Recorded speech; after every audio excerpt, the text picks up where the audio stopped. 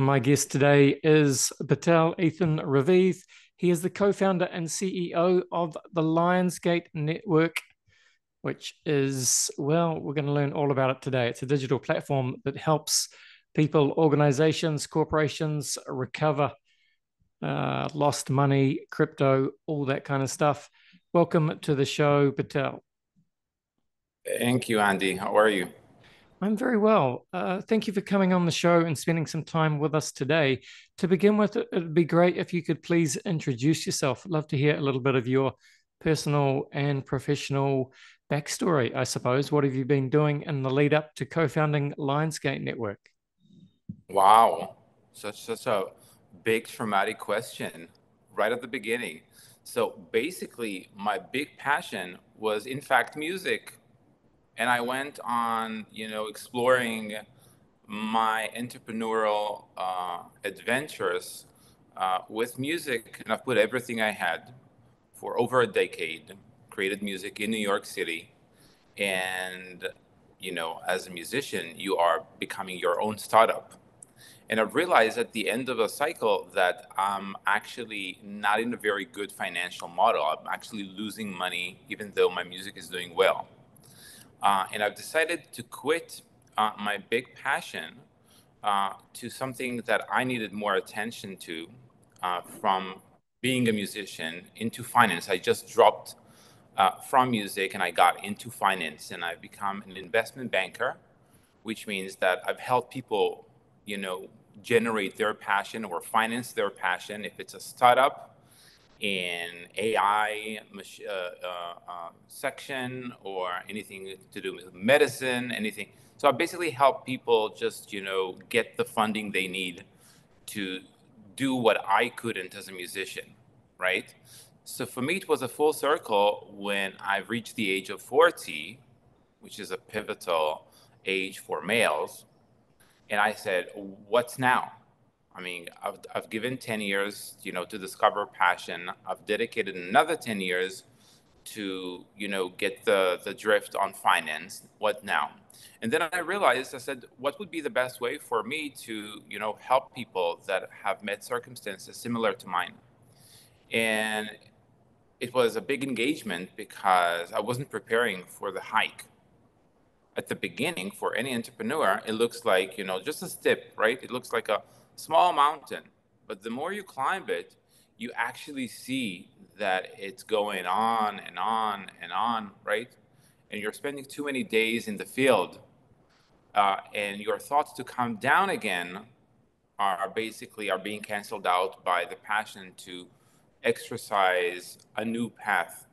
And this new path, there's two companies that I've built in this journey. One of them is Hallelujah, to get music copyrights registered on blockchain and to release the handcuffs from the societies, the music societies right now, that basically they are in control of your assets, and therefore you cannot make any decision if they sign with Spotify, TikTok, etc.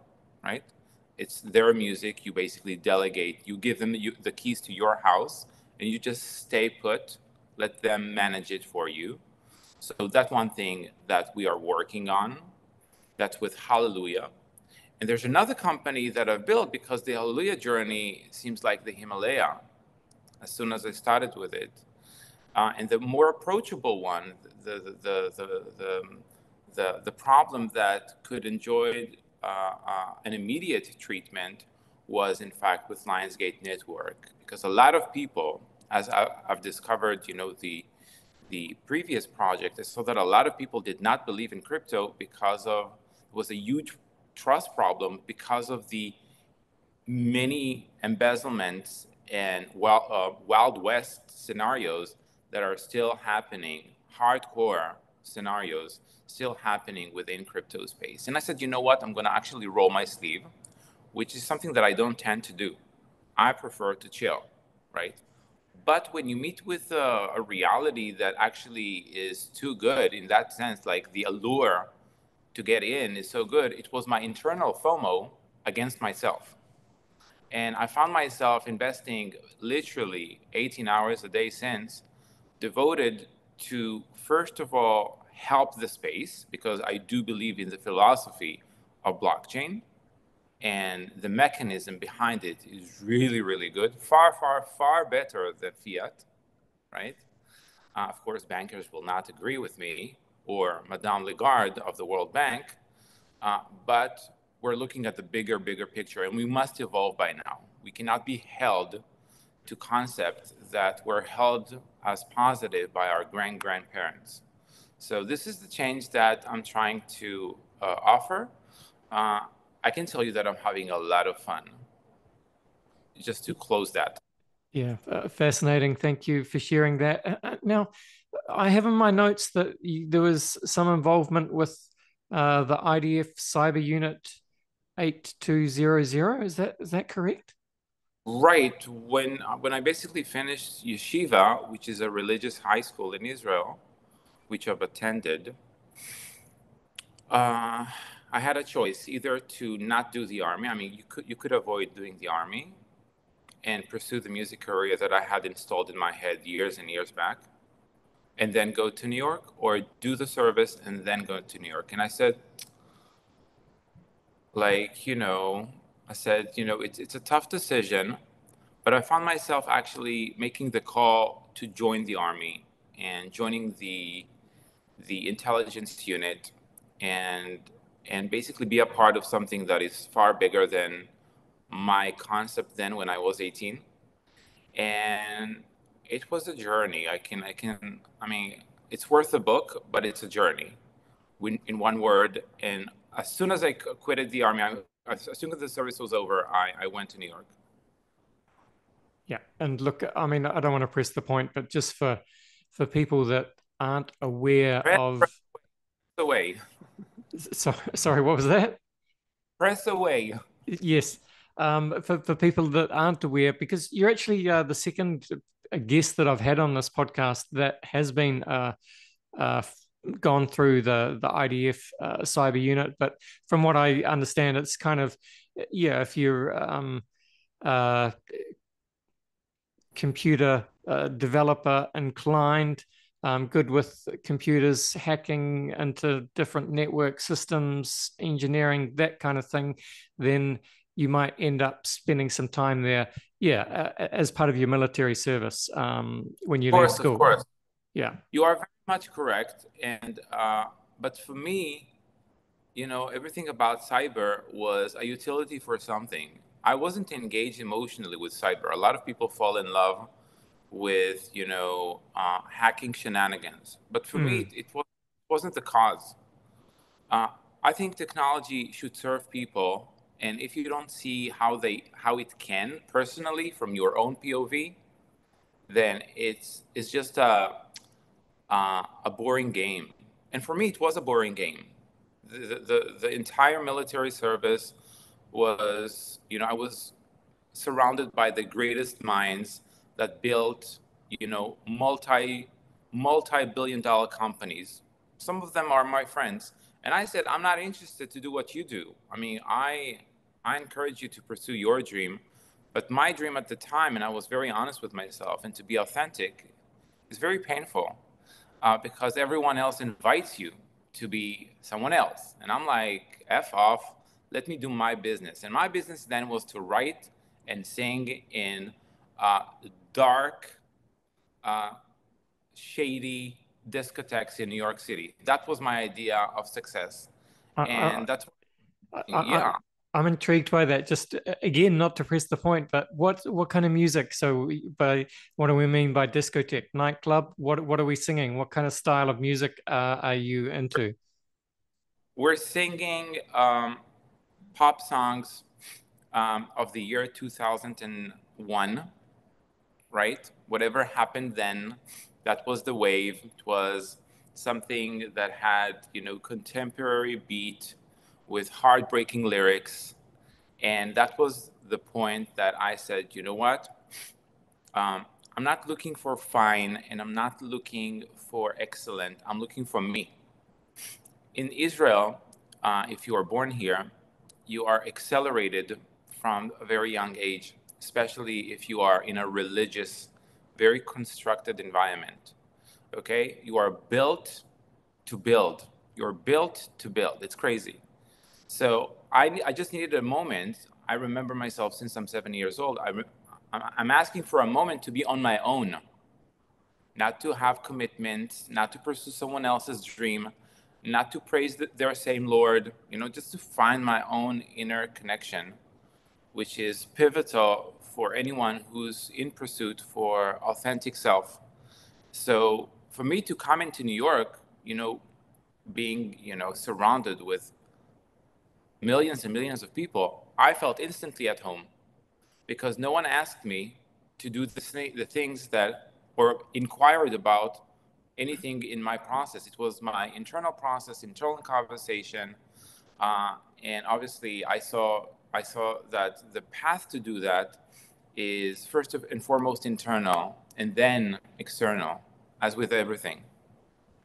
Well, that's it's a fascinating story. I love that you've gone from, yeah, I guess growing up in Israel, you've done your time in the military, and you've gone to find yourself in the discotheques of New York City. And look, I couldn't think of a better place to find yourself. And I'm sure that is a story for another day, a podcast for another day.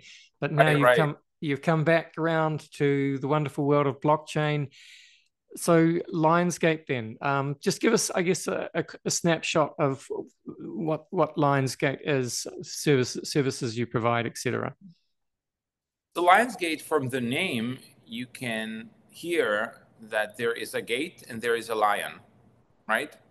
Right now, the gate of crypto is broken, and there are many embezzlers roaming free because there is a huge gap between what law enforcement, legislator, right, prosecutors are facilitating. They're really looking at the scene.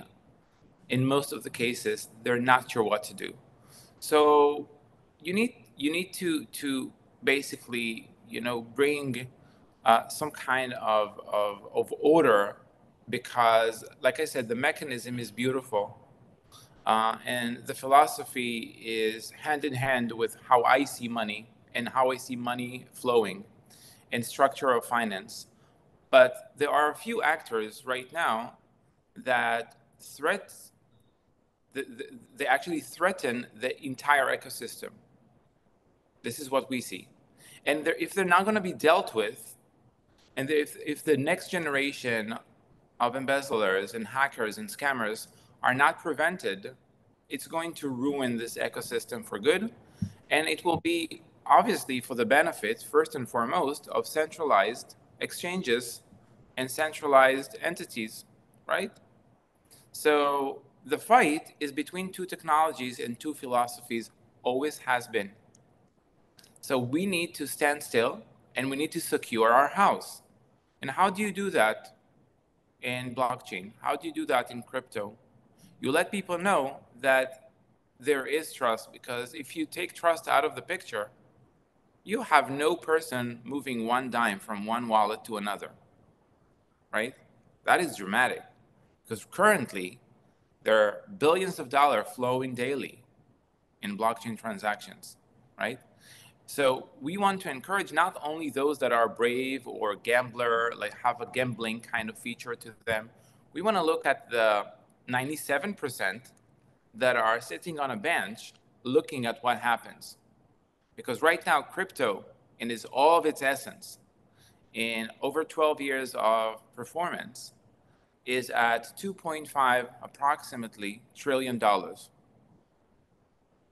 That is the overall, bucket of crypto, from Bitcoin to shitcoin.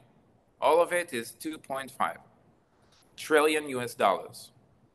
I think by now it should have been 250 trillion dollars. So what avoids the market to become the market? What is the challenge here? And that's something you learn in yeshivas.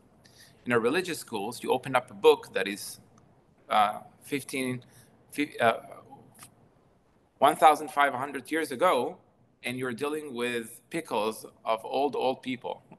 But it's the same pickle, right? It's an old pickle, new pickle, same pickle. You look at the pickle and you're kind of break it down. What is the problem? Why people are not joining crypto space? Oh, because of this and that and this and that and this. So you are in an eternal dialogue of all the archetypes all the people that are having this conversation, and you have it internally, to have the discussion, how can we help? This is the inherent question. And I think the best way for us to help is to, first of all, have a lion at the gate, knowing that this gate is not broken and this house is not to be messed with. So it takes a lot of people. It takes a village, as we say. It takes a village to recover a single case. Every case we deal with, it takes a village. It's not no one's job. There's no pressing of a button. You know what it means. Yeah. All right. Well, and to talk us through who are the different, I suppose, customer segments that you would, or different types of clients that you would help out. Are you primarily aimed at individuals or companies, businesses, a little bit of both? Right. So we're being reached out by governments, we're being reached out by corporate, and we're being reached out by individuals. So the B2C section is the most interesting to me. You know why? Why? Because the grass under the tallest tree has the same sink, and the tallest tree is far more difficult to converse. So we are discussing, ground level, but we get everything we need from ground level, because an embezzlement that will take place in New Zealand or Australia, and unfortunately, there have been too many, is related somehow to the big whale wallet that is of a person who is sitting in the marquee in Miami Beach. So you can see that on blockchain. You cannot see that with fiat. With blockchain, you can actually see that how an old 75 years old madam from this country is helping a whale wallet far, far away. But there's no far, far away in blockchain, is it? It's all in the same platform, right? So basically, clients that would come to us would lose average of $250,000. They would feel enough pain to come out with their story. They've already gone to the police or the FBI, and the police or the FBI would tell them, crypto is not real money, madam, or sir, what are you talking about? Who do you want us to trace? They know how to trace downtown, midtown, uptown criminals. But crypto space is completely vacant. I mean, it's their realm, right? They use it as a corridor to funnel any funds. And they know that law enforcement are 2 steps behind. So they leverage crypto for that reason. So they would come up to us, and we insist on a face-to-face communication, as I do with you. And I say, this is tougher to generate, okay? And no embezzler or criminal would do that, right? They would avoid this as much as possible. So we'll give them the treatment, we'll take the case, we'll assess the case in order for us to know if we want to onboard ourselves to help the case, because some of the money sometimes would be cashed out in Wuhan, China. And for us, it's not a good case to pursue because it's a 50-50 case, and we don't want a 50-50 case. We want to actually work on cases that have higher probability for success in recovery. And then we'll start the journey, if it's to speak with law enforcement, after we have the analysis report. By the way, the analysis report, Andy, is the evidence the police do not have. They do not possess that. So when you bring them the evidence, they have to give you service. And if they don't, you can sue police, because you've given the evidence and they haven't done their job. You can find a lawyer and start a different conversation there. Just saying to anyone who's listening, remember, police are not doing their duties because they like you or they don't like you. They have to play by the rules registered by lawmakers. Yes, yes, indeed. Well, that's good advice, I suppose, there. Um, for speaking of advice, I suppose for people that are listening and maybe they're existing crypto natives, or for people that are new to crypto, there's so much to look out for with, scams and malicious phishing campaigns, links that you shouldn't click on, and so on. What is there kind of a boilerplate of advice that you have for people that are trying to enter crypto, and what are some of the things that they need to look out for to best protect themselves, as hard as that may be? Right. So basically, I would give the example of flying an airplane, right? I mean, if you see an airplane in your backyard, right? Would you just go there and start playing with the buttons? You wouldn't. You would find a trainer. You would go through the manual, reading in theory, and then practical. You will ask someone to be with you as you are testing out the vehicle, right? And then maybe someday you will be on your own, feeling that you are secured to do so. Crypto is the same. Once you're engaged without the education, without the guidance, without the mentorship, remember, crypto is not a kite, it's an aviation vehicle. It could take you very high and it could crush you into a building. So I would give the people that want to enter the space, enter with caution and knowledge and experience, and have someone to mentor you, because it could be the best experience in your life. It's nice to look at buildings from the top, right? That's why people like to live at top. They like to look at people from top to down. But also consider the fact that you might have a very different experience. So educate yourself before and not after, because the education after might cost you 250 and 500,000 and 1 million and 1.5 million US dollars. So if you're willing to give that as your education fee, do that. Do it without any education. You have our support. But I think seriously now, I think people do not want, I mean, if they had been told in advance, they would have saved themselves such a trauma, because we have blocked terror-related crypto, and we have helped block um, um, individual cases that are, that individual have been targeted by crypto embezzlers, and it's the same. It's the same as far as the experience for people involved. They've experienced a financial trauma that they need real help to be able to pull back from that hole, right? And that's something we try to give. Even if we can't solve the case, we are offering the guidelines on what to do next from now, because obviously it's a missing link in the chain for them. Yeah. And look, you mentioned terror-related crypto crime, I suppose. Are you referring to? I saw there was a piece in Forbes recently that was talking about Hamas trying to, I guess, spread funds around using different blockchains. And as much as, sometimes the US authorities like to say that, blockchain is used by terrorists and drug dealers, and I think that narrative can be exaggerated, but it certainly does exist. And I think you and your team were able to track and presumably block some of the Hamas blockchain activity. Yes, we basically helped generate the evidence to get a judge to sign a seizing order.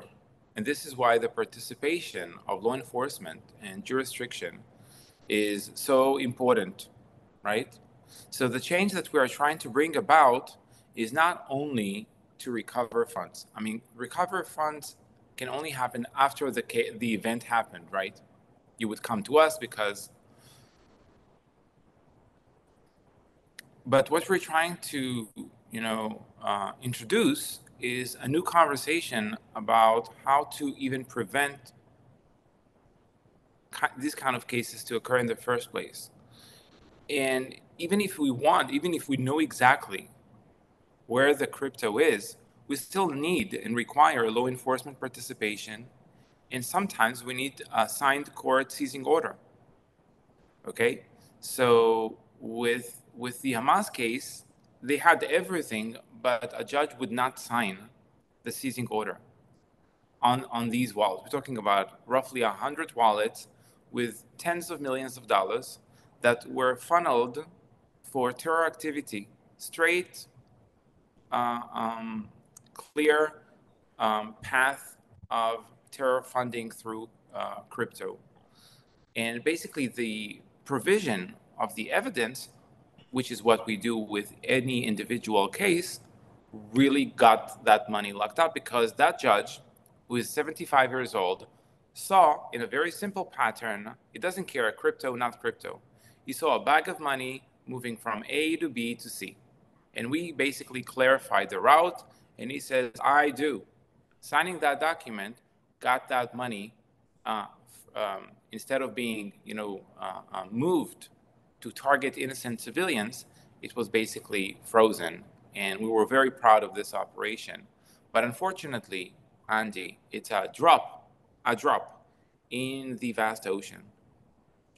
Yes, look, I can imagine it is, because I imagine it's like it's a game of cat and mouse between, I guess the white hats and the black hats, and then everything in the middle is gray, and it's constant. Yeah, it's like spy versus spy, but as both sides are inventing new exploits, techniques, weapons, techniques that they use against each other. But yeah, no one ever really wins, do they? Well, I don't know about no one ever wins. I think the winning point is awareness. I mean, that's first, because if you don't know, then obviously you're not even, it's not even in your consideration, right? So first of all, let's know about it. And once we know about it, then we can revise strategy. Now, brilliant minds are residing within white hats community. Their problem is that they watch too much Netflix because they are secured and they're fine. And I say to any white hat listening to this conversation, while you're dormant, your communities are being targeted. The other day, just a few days ago, I think it was Thursday, we got contacted by a police officer in New York, where I used to make music 20 years ago, saying I got embezzled by a big chunk, $200,000.